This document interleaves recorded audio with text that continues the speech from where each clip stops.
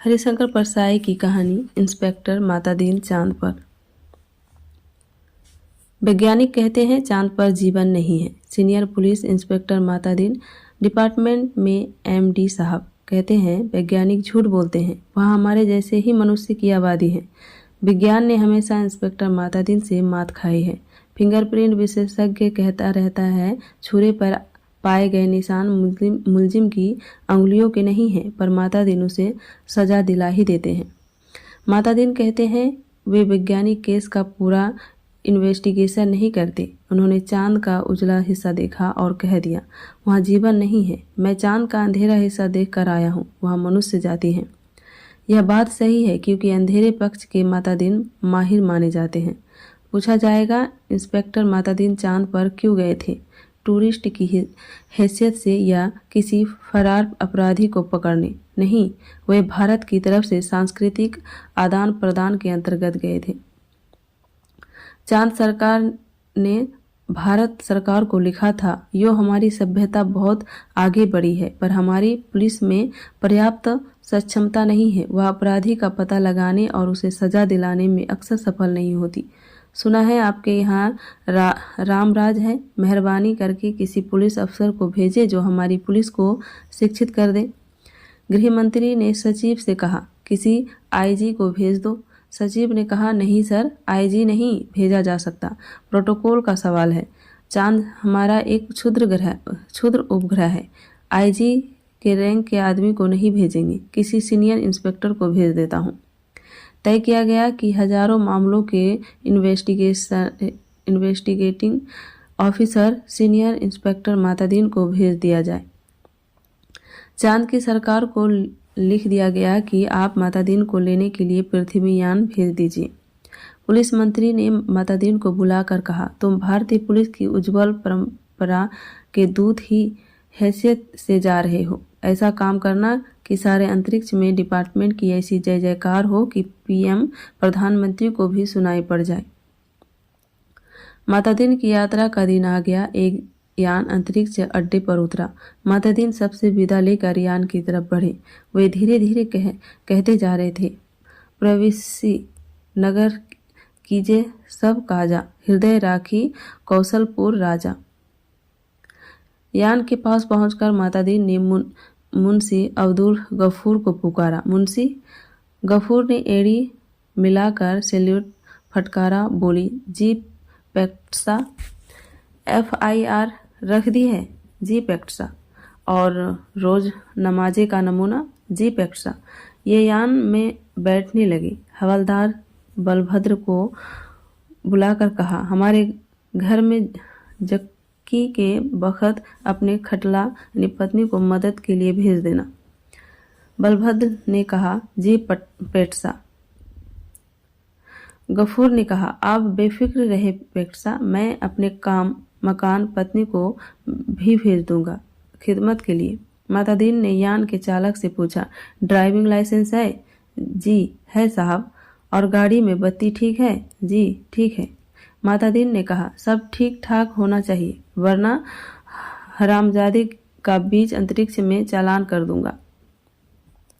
चतुर्बा से आए चालक ने कहा हमारे यहाँ आदमी से इस तरह नहीं बोलते।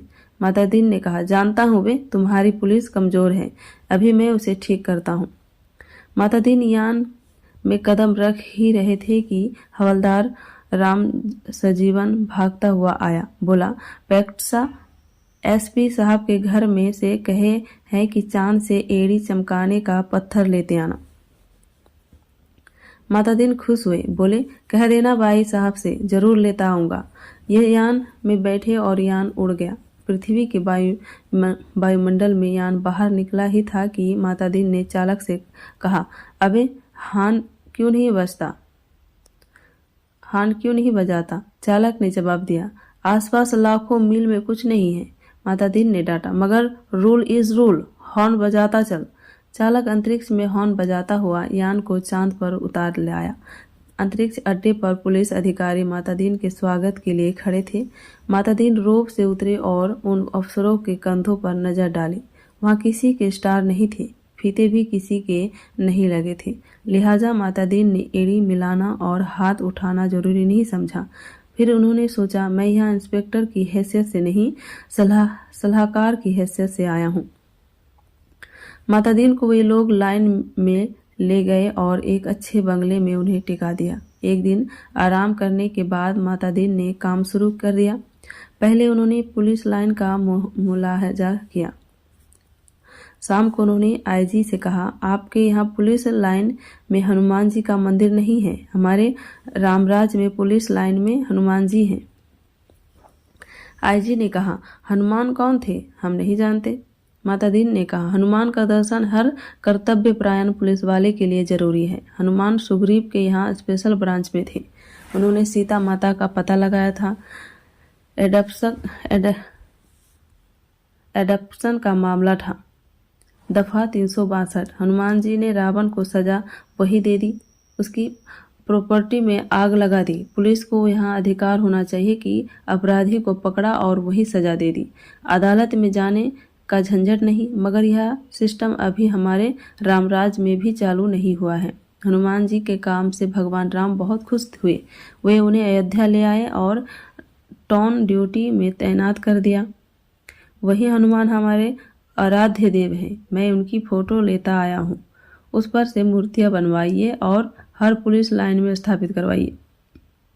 थोड़े ही दिनों में चांद की हर पुलिस लाइन में हनुमान जी स्थापित हो गए।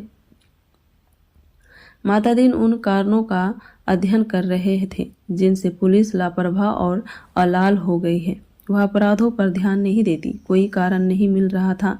एकाएक उनकी बुद्धि में एक चमक आई। उन्होंने मुंशी से कहा, जरा तनख्वाह का रजिस्टर बताओ। तनख्वाह का रजिस्टर देखा तो सब समझ गए। कारण पकड़ में आया। शाम को उन्होंने पुलिस मंत्री से कहा, मैं समझ गया कि आपकी पुलिस मुस्तैद क्यों नहीं है। आप इतनी बड़ी तनख्वाहें देते हैं, इसीलिए सिपाही को 500, हवलदार को 700, थानेदार को 1000। ये क्या मजाक है? आखिर पुलिस अपराधी को क्यों पकड़े? हमारे यहाँ सिपाही को 100 और इंस्पेक्टर को 200 देते हैं, तो वे 24 घंटे जुर्म की तलाश करते हैं। आप तनख्वाहें फौरन घटाइए। पुलिस मंत्री ने कहा, मगर यह तो अन्याय होगा। अच्छा वेतन नहीं मिलेगा तो वे काम ही क्यों करेंगे? माता दीन ने कहा, इसमें कोई अन्याय नहीं है। आप देखेंगे कि पहली घटी हुई तनख्वाह मिलते ही आपकी पुलिस की मनोवृत्ति में क्रांतिकारी परिवर्तित हो जाएगा। पुलिस मंत्री ने तनख्वाहें घटा दी और 2-3 महीनों में सचमुच बहुत फर्क आ गया। पुलिस एकदम मुस्तैद हो गए। सोते से एकदम जाग गई। चारों तरफ नजर रखने लगी। अपराधियों की दुनिया में घबराहट छा गई। पुलिस मंत्री ने तमाम थानों के रिकॉर्ड बुला कर देखे। पहले से कई गुने अधिक केस रजिस्टर हुए थे। उन्होंने माता दीन से कहा, मैं आपकी सूझ की तारीफ करता हूँ। आपने क्रांति कर दी, पर यह हुआ किस तरह? माता दीन ने समझाया, बात बहुत मामूली है।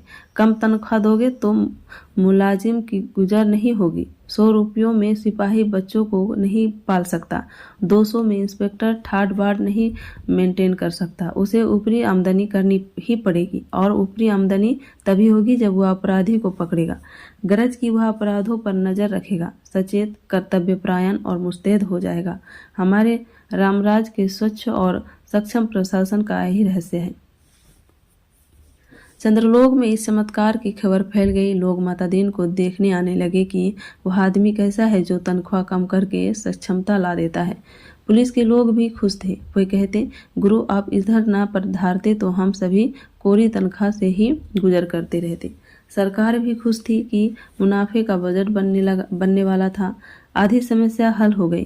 पुलिस अपराधी पकड़ने लगी थी। अब मामले की जांच विधि में सुधार करना रह गया था। अपराधी को पकड़ने के बाद उसे सजा दिलाना। माता दीन इंतजार कर रहे थे कि कोई बड़ा केस हो जाए तो नमूने के तौर पर उसका इन्वेस्टिगेशन कर बताए। एक दिन आपसी मारपीट में एक आदमी मारा गया। माता दीन कोतवाली में आकर बैठ गए और बोले, नमूने के लिए इस केस का इन्वेस्टिगेशन मैं करता हूँ, आप लोग सीखिए। यह कत्ल का केस है। कत्ल के केस में एविडेंस बहुत पक्का होना चाहिए। कोतवाल ने कहा, पहले कातिल का पता लगाया जाएगा, तभी तो एविडेंस इकट्ठा किया जाएगा। माता दीन ने कहा, नहीं, उल्टे मत चलो, पहले एविडेंस देखो।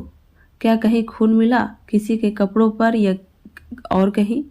एक इंस्पेक्टर ने कहा, हाँ, मरने वाले तो भाग गए थे, मृतक सड़क पर बेहोश पड़ा था। एक भला आदमी वहां रहता है, उसने उठाकर अस्पताल भेजा। उस भले आदमी के कपड़ों पर खून के दाग लग गए हैं। मातादीन ने कहा, उसे फौरन गिरफ्तार करो।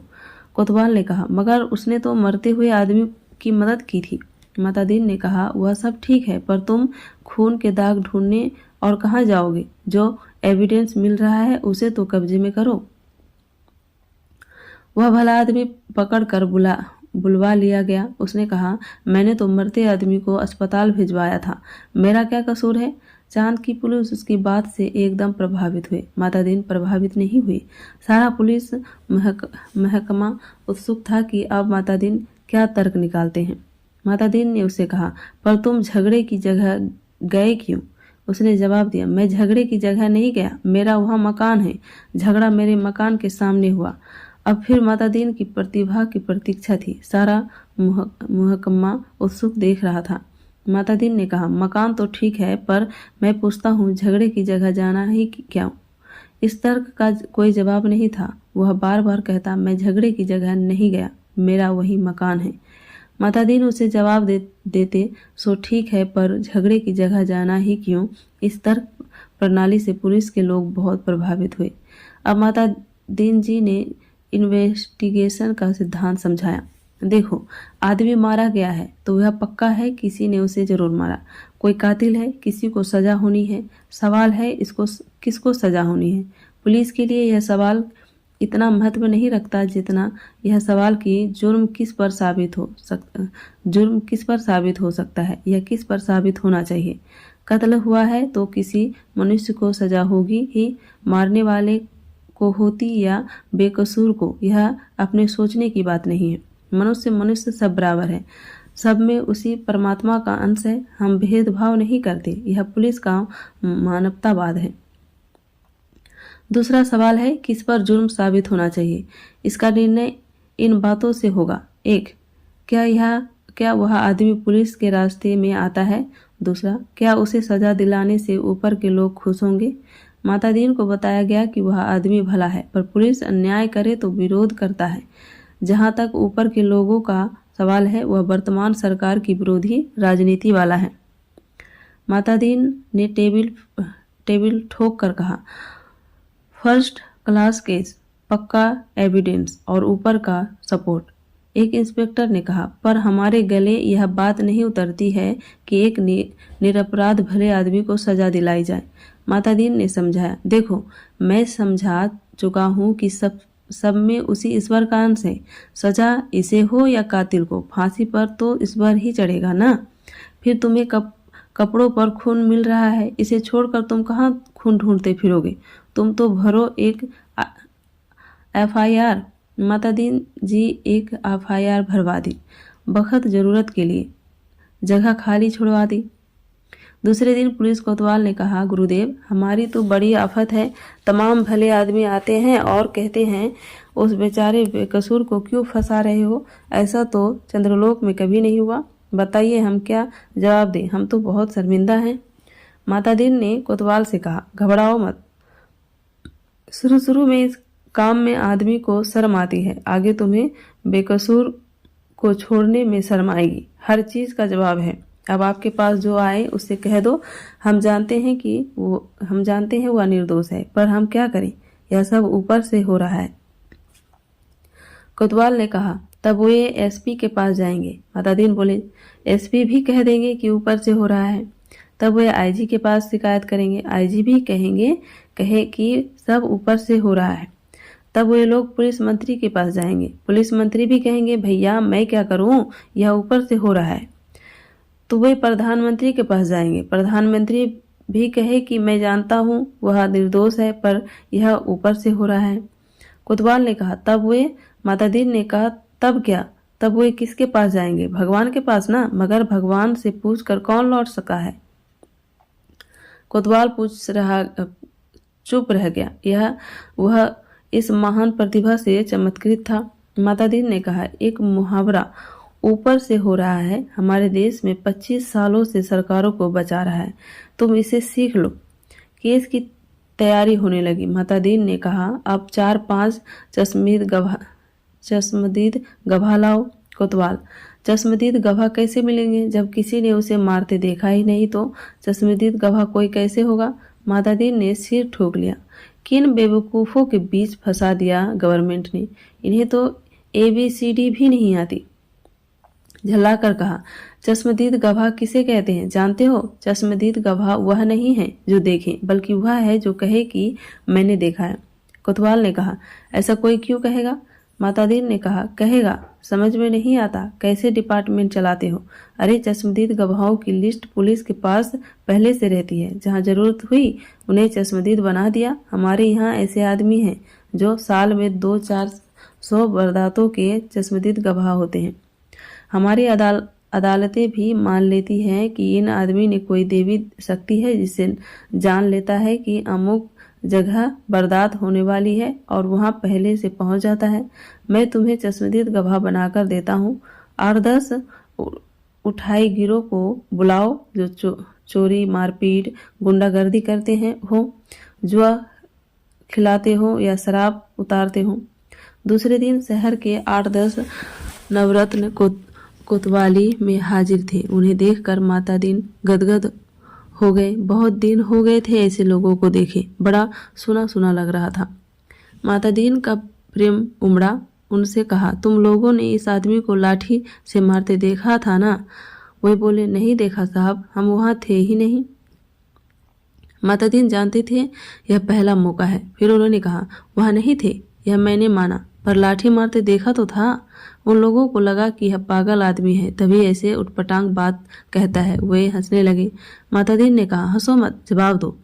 वे बोले, जब थे ही नहीं तो कैसे देखा? माता दीन ने गुर्रा कर देखा। कहा, कैसे देखा? सो बताता हूँ। तुम लोग जो काम करते हो सब इधर दर्ज है। हर एक को कम से कम 10 साल जेल में डाला जा सकता है। तुम ये काम आगे भी करना चाहते हो या जेल जाना चाहते हो? वे घबरा कर बोले, साहब हम जेल नहीं जाना चाहते। माता दीन ने कहा, ठीक, तो तुमने उस आदमी को लाठी मारते देखा ना? वे बोले, देखा साहब। वह आदमी घर से निकला और जो लाठी मारना शुरू किया तो वह बेचारा बेहोश होकर सड़क पर गिर पड़ा। माता दीन ने कहा, ठीक है, आगे भी ऐसी वारदातें देखोगे? वे बोले, साहब जो आप कहेंगे सो देखेंगे। कोतवाल इस चमत्कार से थोड़ी देर को बेहोश हो गया। होश आया तो माता दीन के चरणों पर गिर पड़ा। माता दीन ने कहा, हटो, काम करने दो। कोतवाल पांवों से लिपट गया। कहने लगा, मैं जीवन भर इन श्री चरणों में पड़ा रहना चाहता हूँ। माता दीन ने आगे की सारी कार्यप्रणाली तय कर दी। FIR बदलना, बीच में पन्नी डालना, रोज नामचा बदलना, गवाहों को तोड़ना, सब सिखा दिया। उस आदमी को 20 साल की सजा हो गई। आदमी की चांद की पुलिस शिक्षित हो चुकी थी। धड़ाधड़ केस बनने लगे और सजा होने लगी। चांद की सरकार बहुत खुश थी। पुलिस की ऐसी मुस्तैदी भारत सरकार के सहयोग का नतीजा था। चांद की संसद ने एक धन्यवाद का प्रस्ताव पास किया। एक दिन माता दीन जी का सार्वजनिक अभिनंदन किया गया। वे फूलों से लदे खुली जीप पर बैठे थे। आसपास जय जयकार करते हजारों लोग वे हाथ जोड़कर अपने गृहमंत्री की स्टाइल में जवाब दे रहे थे। जिंदगी में पहली बार ऐसा कर रहे थे, इसलिए थोड़ा अटपटा लग रहा था। 26 साल पहले पुलिस में भर्ती होते वक्त किसने सोचा था कि एक दिन दूसरे लोक में उनका ऐसा अभिनंदन होगा। वे पछताए, अच्छा होता कि इस मौके के लिए कुर्ता, टोपी और धोती ले आते। भारत के पुलिस मंत्री टेलीविजन पर बैठे यह दृश्य देख रहे थे और सोच रहे थे, मेरी सद्भावना यात्रा के लिए वातावरण बन गया। कुछ महीने निकल गए। एक दिन चांद की संसद का विशेष अधिवेशन बुलाया गया। बहुत तूफान खड़ा हुआ। गुप्त अधिवेशन था, इसलिए रिपोर्ट प्रकाशित नहीं हुई, पर संसद की दीवारों से टकरा कर कुछ शब्द बाहर आए। सदस्य गुस्से से चिल्ला रहे थे, कोई बीमार बाप का इलाज नहीं करता, डूबते बच्चों को कोई नहीं बचाता, जलते मकान की आग कोई नहीं बुझाता, आदमी जानवर से बदतर हो गया, सरकार फौरन इस्तीफा दे। दूसरे दिन चांद के प्रधानमंत्री ने माता दीन को बुलाया। माता दीन ने देखा वे एकदम बूढ़े हो गए थे। लगा ये कई रात सोए नहीं हैं। रुआ से होकर प्रधानमंत्री ने कहा, माता दीन, हम आपके और भारत सरकार के बहुत आभारी हैं। अब आप कल देश वापस लौट जाइए। माता दीन ने कहा, मैं तो टर्म खत्म करके ही जाऊंगा। प्रधानमंत्री ने कहा, आप बाकी टर्म का वेतन ले जाइए, डबल ले जाइए, तिबल ले जाइए। माता दीन ने कहा, हमारा सिद्धांत है, हमें पैसा नहीं, काम प्यारा है। आखिर चांद के प्रधानमंत्री ने भारत के प्रधानमंत्री को एक गुप्त पत्र लिखा। चौथे दिन माता दीन को वापस लौटने के लिए अपने आईजी का ऑर्डर मिल गया। उन्होंने एसपी साहब के घर के लिए एड़ी चमकाने का पत्थर यान में रखा और चांद से विदा हो गया। उन्हें जाते देख पुलिस वाले रो पड़े। बहुत अरसे तक यह रहस्य बना रहा कि आखिर चांद में ऐसा क्या हो गया कि माता दीन को इस तरह एकदम लौटना पड़ा। चांद के प्रधानमंत्री ने भारत के प्रधानमंत्री को क्या लिखा था? एक दिन वह पत्र खुल ही गया। उसमें लिखा था, इंस्पेक्टर माता दीन की सेवाएं हमें प्रदान करने के लिए अनेक धन्यवाद, पर अब आप उन्हें फौरन बुला लें। हम भारत को मित्र देश समझते थे, पर आपने हमारे साथ शत्रुवत व्यवहार किया है। हम भोले लोगों से आपने विश्वासघात किया है। आपके माता दीन ने हमारी पुलिस को जैसा कर दिया है, उसके नतीजे ये हुए हैं। कोई आदमी किसी मरते हुए आदमी के पास नहीं जाता, इस डर से कि वह कत्ल के मामले में फंसा दिया जाएगा। बेटा बीमार बाप की सेवा नहीं करता, वह डरता है बाप मर गया तो उस पर कहीं हत्या का आरोप नहीं लगा दिया जाए। घर जलते रहते हैं और कोई बुझाने नहीं जाता, डरता है कि कहीं उस पर आग लगाने का जुर्म कायम न कर दिया जाए। बच्चे नदी में डूबते रहते हैं और कोई उन्हें नहीं बचाता, इस डर से कि उस पर बच्चों का डुबाने का आरोप न लग जाए। सारे मानवीय संबंध समाप्त हो रहे हैं। माता दीन जी ने हमारी आधी संस्कृति नष्ट कर दी है। अगर वे यहाँ रहे तो पूरी संस्कृति नष्ट कर देंगे। उन्हें फौरन रामराज में बुला लिया जाए।